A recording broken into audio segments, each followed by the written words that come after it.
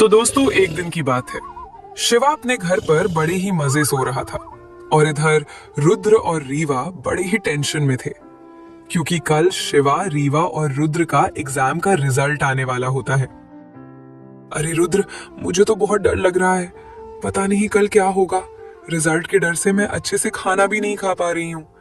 मेरी मम्मी ने मुझे बहुत बोला कि पढ़ लो, लेकिन मैंने उनकी एक ना सुनी। एग्जाम में खेलती रहती थी। अब समझ आ रहा है कि हमारे मम्मी पापा हमारे अच्छे के लिए ही बोलते हैं।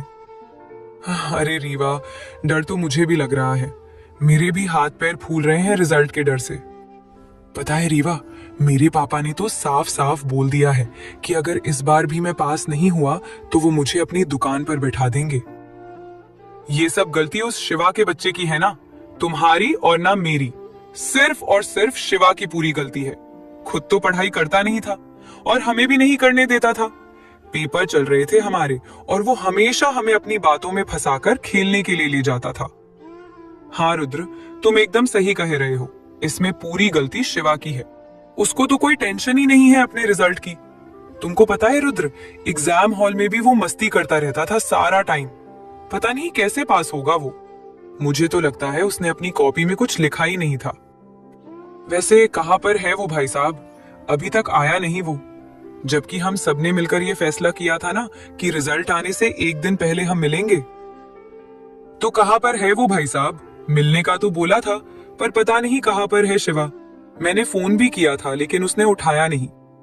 लेकिन कोई ना, चलो रुद्र, हम लोग शिवा के घर ही चलते हैं और फिर उसे अच्छे से सबक सिखलाते हैं।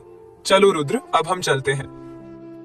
इतना बोलकर रीवा और रुद्र शिवा के घर के लिए निकल जाते हैं और यहाँ पर शिवा अपने घर पर सोफे के ऊपर घोड़े बेचकर सो रहा था। तभी रीवा और रुद्र वहां आ जाते हैं।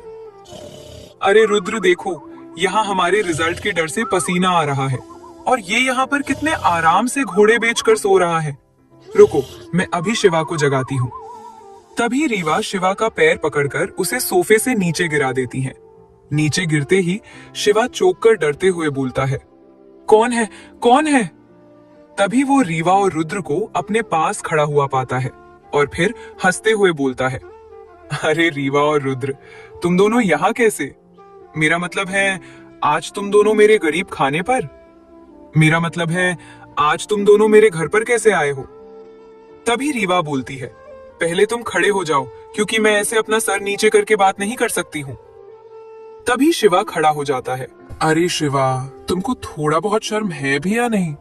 तुम इतने आराम से कैसे सो सकते हो बिना किसी टेंशन के? तुमको अपने रिजल्ट्स की बिल्कुल भी टेंशन नहीं है शिवा?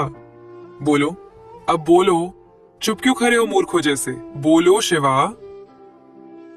अरे यार, रीवा और रुद्र, तुम लोग भी ना क्या ही फालतू की टेंशन ले रहे हो। देखो, रिजल्ट्स तो वैसा ही आएगा जैसा तुमने लिखा होगा अपनी कॉपी में। इसलिए मेरी बात मानो तो अपने अपने घर जाओ और अच्छे खाओ पियो मित्रों, और टेंशन मत लो। तभी रुद्र बोलता है, अबे शिवा रहने दे। तू कितना पानी में है और कितना पानी के बाहर, वो हम दोनों बहुत अच्छे जानते हैं। तू ऊपर ऊपर से तो हमें दिखा रहा है कि तुझे कोई टेंशन नहीं है, लेकिन अंदर से तो तू भी डरा हुआ है रिजल्ट के डर से। देख बाबू, ये बात रीवा और मैं हम दोनों बहुत से जानते हैं कि अगर तू फेल हुआ तो तेरे पापा तुझे 4 जूते तो मारेंगे ही, साथ में तुझे पंचर की दुकान पर बैठा देंगे। मजा आएगा तुझे साइकिल की पंचर जोड़ते हुए। तभी रीवा बोलती है, ठीक है, अब हम चलते हैं और कल हम सब साथ में जाएंगे, एक साथ स्कूल, और अपना अपना रिजल्ट लेकर आएंगे। चलो रुद्र, अब हम यहाँ से चलते हैं। इतना बोलकर रीवा और रुद्र शिवा के घर से चले जाते हैं। फिर सुबह होती है और आखिर आज वही दिन आ गया, रिजल्ट वाला दिन। और जैसा कि रीवा, शिवा और रुद्र ने सोचा था, वो तीनों एक साथ स्कूल जाने के लिए निकल जाते हैं। स्कूल का रास्ता एक बहुत ही काले घने जंगल से होकर जाता था। जैसे ही वो तीनों उस काले घने जंगल में पहुंचते हैं, वहां पर अचानक से काल राक्षस प्रकट हो जाता है। तभी शिवा बोलता है, अरे बाप रे, ये मुसीबत कहां से आ गई अचानक से हमारे सामने? अब ना जाने ये क्या करेगा हमारे साथ। तभी काल राक्षस जोर से हंसते हुए बोलता है, अरे कहां जा रहे हो तुम तीनों एक साथ? कहां जा रहे हो इतना बन ठन के? तभी रीवा बोलती है, उससे तुम्हें क्या लेना देना कि हम तीनों कहाँ जा रहे हैं और कहाँ नहीं। तुम अपने काम से काम रखो, समझे? तभी काल राक्षस गुस्से में बोलता है, ओए रीवा की बच्ची, चुप, एकदम चुप, ज्यादा नहीं बोलने का मेरे सामने। मैं अभी बताता हूं कि मुझे क्या मतलब है तुम लोगों से और क्या नहीं। तभी वो तीनों कुछ समझ पाते इतने में काल राक्षस रीवा और रुद्र पर हमला करके गिरा देता है और शिवा को भी अपनी शक्ति से मुंह के बल गिरा देता है। जैसे ही वो तीनों नीचे जमीन पर गिरते हैं, तभी काल राक्षस शिवा की तरफ आगे जाकर शिवा को उठाकर अपने साथ ले जाता है और रीवा और रुद्र वही जमीन पर जख्मी पड़े रहते हैं। तो दोस्तों, अब शिवा, रीवा और रुद्र के रिजल्ट का क्या होगा?